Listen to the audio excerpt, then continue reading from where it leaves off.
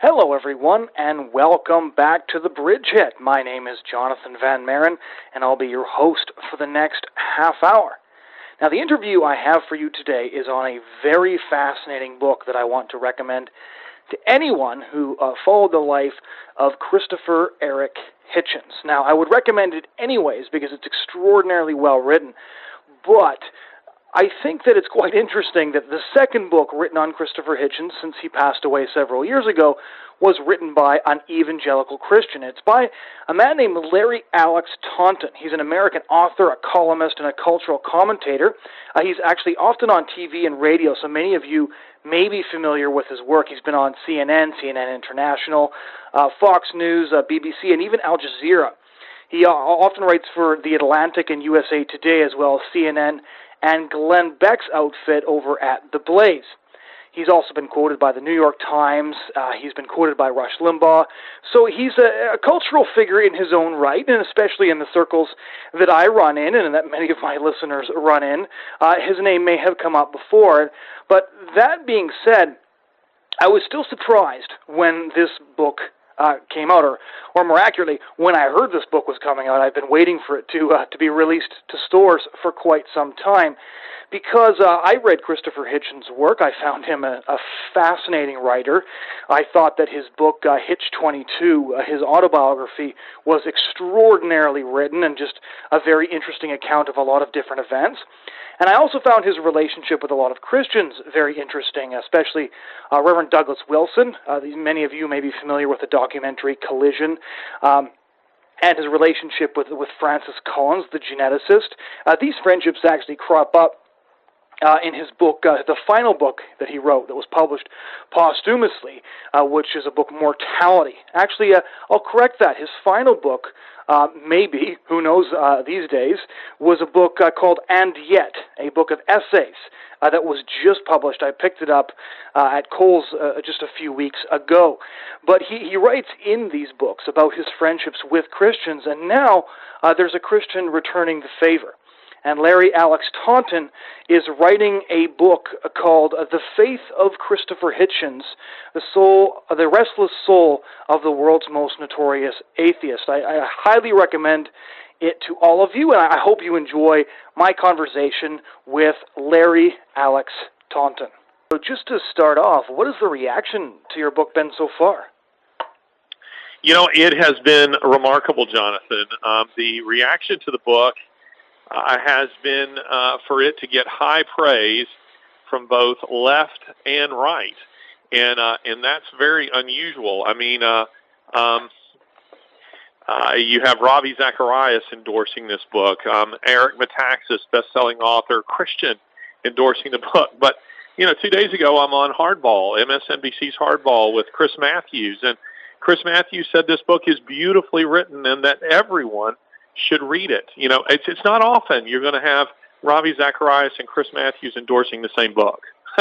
No, not at all. And I've seen that people like Douglas Wilson, who also knew him, said that he ran out of superlatives trying to compliment your book. Yes, and that was particularly pleasing to me because I've never met Doug Wilson.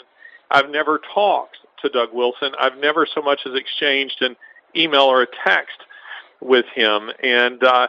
And that was deliberate on my part. I knew that he had a relationship with Hitchens that was very similar to my own. But I didn't want his memories of Christopher to influence my own. And so once the book was out there, I was particularly curious to hear what Doug Wilson would think of it. And I found it very validating that Wilson's review and his experiences. I mean, he was so gracious, as you say, to say that this book was, he said, I wish other Christian books were like this book. It's top drawer. But I also found it validating that he said that the Christopher Hitchens that Larry Taunton debated and took road trips with is the same Christopher Hitchens that I knew. Yeah, now what's interesting is that as you know, Christopher Hitchens had a lot of friends and fans who were unlike him in that they actually did despise Christians and actually did, despise Christianity in more I see them on Twitter all the time. I was going to say, in more of a visceral way than a rhetorical way. Have any of his other friends responded to your book yet? Because I think that you're the second person to write a book on Hitchens since he passed away. Yes, the other book that you're referring to, I think, is called Unhitched. Yes, and that book was an assault on Christopher Hitchens. This book is not. Book List, which is Slate Magazine calls one of the 4 big reviewers you've never heard of that determines what you read. Book List called this book loving, right, and I gave it a coveted starred review, and I'm so grateful for that. But as to your question, Michael Shermer, who is a well-known atheist who I've debated 3 times, Michael Shermer endorsed this book. And not because he agrees with everything that I say. Certainly he doesn't agree with my theology at all. But he recognized that this book was a fair-minded and a compassionate account of a relationship between 2 people. So I have not written, this isn't a biography of Christopher Hitchens, though it does have some, if I may put it this way, a bit of intellectual biography, a bit of spiritual biography of Christopher Hitchens. In other words, you don't have to have known who Christopher Hitchens was to enjoy this book. I catch you up to speed on who he was. Born in 1949, the age of 15, in 1964, he literally burned his Bible and declared himself an atheist, became a communist. You named the leftist cause between 64 and September 11th of 2001, and he was there. His life was very predictable. But something deep went off inside Christopher after 9/11, and he broke with the left politically. And said, look, I can no longer go along with this narrative that says that America deserves what it got on September 11th and is responsible for all the evil in the world. It's just sheer nonsense. And then he coddled back up to the left when he wrote a book in 2007, a bestseller that many in your audience may recall. It was a book called God Is Not Great, How Religion Poisons Everything. And so people on the left thought, this is the Christopher Hitchens we remember. Right. Christopher Hitchens is back. The great irony in this, Jonathan, is that that book launched Christopher on a bit of a spiritual journey. And that's when I met him. That's when I got to know him. And why is that? Why would a book attacking God launch him on a journey to discover God?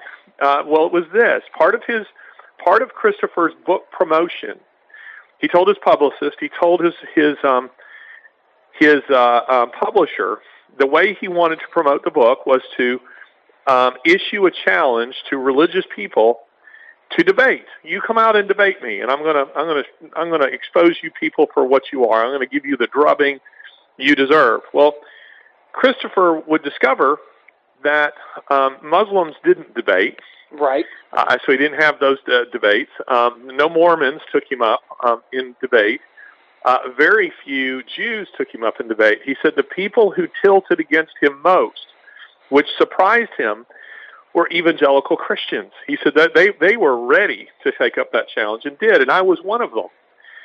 And Christopher began to engage for the first time in his life. He was engaging evangelical Christians, and he discovered that in many instances he liked them. Yeah, it's interesting because when your book reads actually like a memoir of friendship to some degree, and it reminded me of what it is. His best friend Martin Amis said, which was that at the end of the day, if you had to pin Christopher Hitchens to an ideology, it was that of friendship. And yes, Amos had that right. So when you wrote this book, and I know that a couple of the reviewers have mentioned it, and you talk about struggling with it, what made you decide to write the book at the end of the day? Because in your mind, you were close friends. You know, in any real friendship, there's an implicit trust that takes place. Sure. And at the end of the day, you sort of struggled with whether or not to write it, and then eventually decided for it. Tell us about that struggle. Yeah, part of the struggle was I think I misunderstood what my editor wanted initially. I mean, my editor told me, hey, why don't you write a book about Christopher Hitchens? And I took that to mean a biography, and I thought about it, and I thought that will just be an exercise in self-flagellation. I will hate that. Right. I thought, biographies, at least the good ones, have some elements of surprise. And there was no surprise in Christopher's biography between 1949, when he was born, and 2001. Not really. His life. I mean, again, there would be no surprises on. Gosh, what side of the Vietnam War will he take, or what will be his opinion on Ronald Reagan? I mean, it would be too predictable. And the other thing was, I didn't want to reveal, betray any confidences the way friends of celebrities so often do. But my publisher said, look, I'm not wanting a biography, and I'm not asking you to tell a salacious tell-all. Can you instead focus on your relationship with Christopher Hitchens and tell us how it is that an evangelical Christian and a fire-breathing, Molotov cocktail-tossing atheist can be friends? And the more I thought about that, the more I thought, a book like that would be very timely in a world where we're increasingly factionalized, where there's all this talk of tolerance and diversity, and yet there's none. And I also thought that there was a way of telling the story that was fair and compassionate to Christopher. And so what has been thrilling to me is, I've been expecting people on the left, and there will be some on the left who are, just militant. They haven't read the book. They're not going to read the book, and they'll go on Amazon, or they'll, and trash it in reviews, or they'll light up my Twitter feed, because their hatred of God blinds them. But there are other more reasonable people on left and right who have read this book, and hence the reason Chris Matthews, who is hardly of my ideological stripe. I mean, he's not an evangelical conservative, but Chris Matthews read this book, and he was a friend of Christopher Hitchens, and he says, Larry, this book is beautiful. It is beautiful. You've written beautifully about a man who only wrote beautifully. Thank you for giving us this book. So to me, that means I've achieved it. I have managed to walk the line between saying too much or too little. What are some of the things the opponents are saying to you about this book when they light up your Twitter feed? Well, what cracks me up, Jonathan, is, again, people who haven't read it, of the militant atheist crowd, they will say that I make all kinds of claims in this book that I don't make. Lady Hope of Caradon, known to history as the woman who claimed, she was a Christian evangelist, and she claimed in 1915, 32 years after Darwin's death, that Darwin converted on his deathbed. Right. Now, there was little to no evidence to support this claim. She made the claim, and to this day, I hear people repeating it. In fact, today, someone said it to me that, it's interesting that Darwin converted on his deathbed. Well, there's no evidence to support that claim. I make no Lady Hope-like claims regarding Christopher Hitchens. I wasn't there when he died, and his wife, Carol Blue, who I think is a credible witness, she says that she saw no evidence of a deathbed conversion. That is, if he converted, he never spoke of it. And I believe her. So I am not making any claims of a deathbed conversion here. Rather, what I am saying, and this is enough to get the God-hating crowd foaming at the mouth, what I do say is that Christopher Hitchens was a very different man off the stage than he was on it. And Christopher Hitchens off the stage at the end of his life, after he was diagnosed with esophageal cancer, which he knew to be a death sentence, Christopher was searching, and he was even contemplating conversion to Christianity. Now, who did you all talk to about this book? Because you do write a lot about him, and you quote from his writings, you quote from his autobiography, Hitch 22, and then, of course, you draw on your own experiences with him. But in order to research for this book, did you talk to Carol Blue? Did you talk to Peter Hitchens? Who were the other sources you consulted?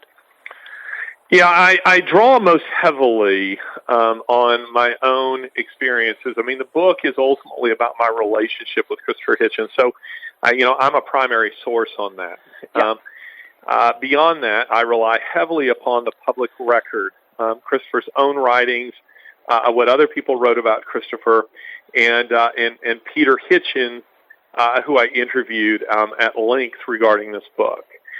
Those are the sources, and the reason for that is, of course, I mean, the book, as I say, is mostly about my recollections, my interactions with Christopher Hitchens, but I also wanted to stick to the public record in part because a way of determining what Christopher would or wouldn't find deeply personal and offensive is what he himself spoke of.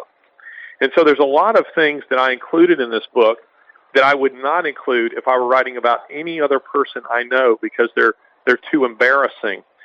But Christopher wasn't easily embarrassed. Right. And Christopher spoke of a great many things, like his sexual liaisons, publicly quite frequently, and therefore I felt those were fair game. Mm-hmm. Were you nervous when the book was published? Oh, gosh, any writer is always nervous with any book, with any article. I write some for USA Today, for The Atlantic, and a great many other publications. And any author, particularly when you write on the sorts of things that I do, I'm not simply writing movie reviews or restaurant reviews. I'm writing on issues, hot button cultural issues, things that people are very passionate about. And so, yeah, sure, in writing a book like this, the great Pulitzer Prize winning author of the previous century, Samuel Eliot Morison, he once said that any work you have authored, when it is published, is a little like sending your child into the world to be scrutinized by others. Right. And there's truth in that. So, yeah. So how did your friendship with Christopher Hitchens develop? You often mentioned that he kept two sets of books, public books and private books. There was the public man, and then there was the private man who acted very, very differently. So how did this personal relationship between yourself and the world's most notorious atheist develop? What I do for a living is I am a freelance writer, author, speaker, but I specialize in addressing issues of faith and culture. I mean, at the end of the day, I had a ministry. That ministry is called Fixed Point Foundation. And, some in your audience may be familiar with our work. We've done debates with some of the most vociferous critics of Christianity in the world. We did a Super Bowl commercial on one occasion. On my previous book, The Grace Effect, chronicles some of these things. And so Christopher, when he published in 2007, God is Not Great, he came on my radar, and I began watching him and listening to reading the things he was saying, seeing that he was getting an awful lot of oxygen with these views in prominent places in the media. I identified him as a guy that we wanted to go after. And so I didn't see Christopher as somebody that I would develop a friendship with. I saw Christopher Hitchens as a guy whose arguments I wanted to defeat. Right. Then I met him, and Christopher and I immediately got on with one another, and we liked each other. And while he was still, saying all these things, publicly about my God, I nonetheless sought to develop a relationship with him, a friendship, And those are the things that I talk about at length in this book, The Faith of Christopher Hitchens. And you see, at the end of the day, Christopher Hitchens did have a faith. Everybody does. Right. We all believe in something. Now, that something might be Bernie Sanders or Donald Trump. It might be your 401k. It might be your girlfriend, or it might be in God. But Christopher Hitchens had a faith, and his faith was not atheism. What would you say his faith was? Well, that's giving away too much of the book. So I'll just say that readers will want to read The Faith of Christopher Hitchens to discover precisely what that is. But let me put it this way. If Christopher Hitchens is, because somebody might be listening and go, oh, his faith was atheism. I mean, that is what defined him. Oh, no, it didn't.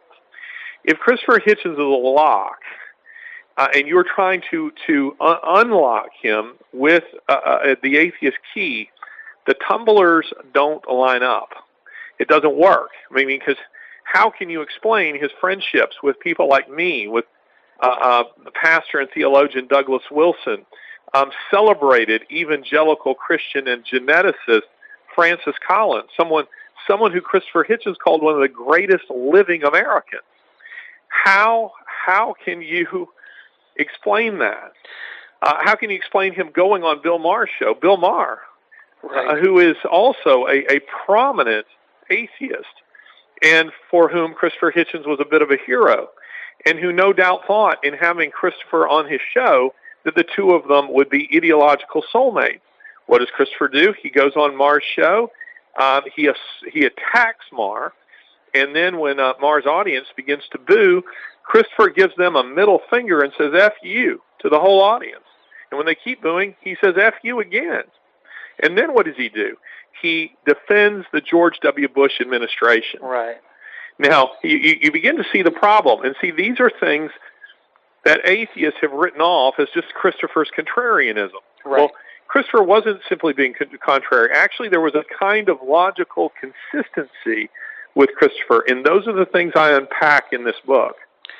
Do you think anyone might say that the reason Christopher Hitchens was friends with Christian intellectuals is because he enjoyed being intellectually stimulated and had an enormous capacity for friendship? Because, of course, he was also friends with William F. Buckley, and Christopher Buckley talks about him singing hymns at his father's funeral. And I always think of the friendship between G.K. Chesterton and George Bernard Shaw, where I believe it was George Bernard Shaw who was the first one to contact Chesterton's widow after his death to offer assistance.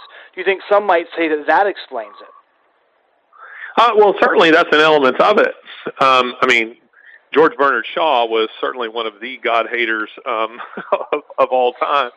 But Hitchens was more complex than that.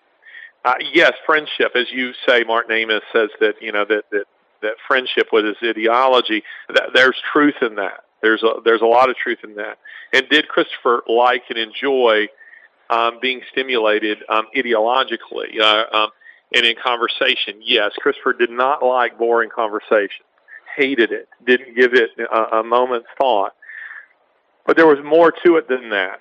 Now, I would say that what you're saying was true of Christopher prior to his diagnosis with esophageal cancer. Right. Meaning, he probably enjoyed somebody like me or Collins or whoever in that light. But after his diagnosis with cancer, that was a game changer for Christopher, as it would be for any of us, by the way. Of course. Because Christopher knew that his cancer was a death sentence. He knew that. He was staring eternity in the face. And so it changed the tenor of the conversations with Christopher. It changed them quite a lot. Suddenly it wasn't just fun and games. It wasn't just intellectual banter. Suddenly you had this sense of urgency with him that Christopher was thinking deeply on the question of whether or not the biblical claim that there is a God and that he stands to judge us in the next life for our actions in this one, and therefore reward us with heaven or punish us with hell. That these were issues that Christopher was thinking on deeply, and hence the reason the two of us would drive after he was diagnosed with cancer from his home in D.C. to mine in Birmingham, Alabama, a 751-mile drive in one day, 13 hours, and we would study the Gospel of John together. And then a month later, he would do it again, and this time through Yellowstone National Park. And you said it was interesting for yourself as a Southern evangelical to be studying the Bible, with a notorious atheist while he had his whiskey and his cigarettes on the go at the same time. That's right. How many Bible studies have you been to, Jonathan, where whiskey is on offer? None that I can think of. Yeah, well, that's what made this so very interesting. And by the way, I'm so disappointed. This book is available everywhere except, Jonathan, in Christian stores. Why is that? In Christian stores. And it's because Christian stores have become, I am about as conservative as it gets as an evangelical Christian. But because this book describes a relationship with a man who was not a Christian and who drank whiskey and who used profanity fairly regularly, Christian stores are nervous to carry it. And that's too bad. That speaks badly of the Christian community. It's sort of whitewashing a world and trying to make it something that it isn't and never has been. The reality is that we as Christians have to be willing to get out of our Christian subcultural bubble and engage people on the other side, and doing so with gentleness and respect, as 1 Peter 3:15 tells us to do. Well, if they're banning your book, I can only assume that Augustine's Confessions are next. It's far more scandalous. Yeah, well, there we go. I mean, the Gospel Coalition compared this book to mere Christianity, saying this book is an instant classic. I'm hardly the caricature of anything, probably, but certainly not a liberal Christian.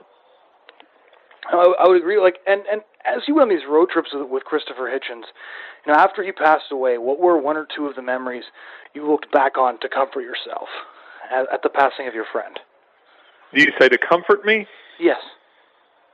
I don't think I need comfort in this. And let me explain what I mean by that. Your question is a good question, and I don't mean to make it sound like it isn't.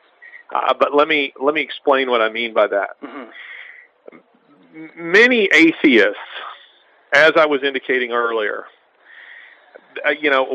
they'll see me on MSNBC. They'll see me on Fox News, which I did both in the last couple of days. They'll hear me on a big radio station, and they'll hear me say, not that Christopher Hitchens converted. I have no way of knowing that. Right. I can't. I don't have a window into his or anyone else's soul. Rather, the heart of my thesis is that Christopher Hitchens was contemplating conversion. And their faith, the militant atheist crowd's faith, and it is a faith, by the way, mm-hmm. is so brittle that they go apoplectic over that. Now, why is that? Because they need to believe that Christopher Hitchens died a confident atheist, that he stared eternity in the eye, and then he said, "I will not yield because I really don't believe there's a God." They need to believe that. I don't need that kind of comfort about Christopher Hitchens, meaning I didn't need Christopher's conversion to feel good about my own faith or to feel good about the claims of Jesus Christ, because I've never doubted them. I didn't need Christopher Hitchens' conversion in order to give me to put a celebrity scalp on my belt. I didn't need that. The reality is, I knew full well in talking to Christopher and in sharing my faith with him that at the end of the day, Christopher knew that I was pursuing his soul as a hound from heaven, because I cared about Christopher. Mm-hmm. Because if you believe, any Christian who's listening to this interview, if you believe that the Bible is true, if you believe that anyone dying in an unrepentant state will be judged and will be sent to hell, then how can you sit on your hands and not share your faith with other people? How can you do that? And so for me, my pursuit of Christopher was driven by a compassion for him. That said, at the end of the day, I also know, and I trust in the sovereignty of God, that I can do only so much. To use a cliche, you take a horse to water, you can't make him drink. Right. All I could do is reveal the truth of the gospel to Christopher, and then he has to make his own choice, regarding it. But I don't leave a relationship like that feeling like if that person rejects what is on offer that I have somehow failed, because I recognize that at the end of the day, I don't have any power to make anyone believe anyway. That's the work of the Holy Spirit. Right. Well, Larry, thank you so much for taking the time to talk to us. Delight to be with you.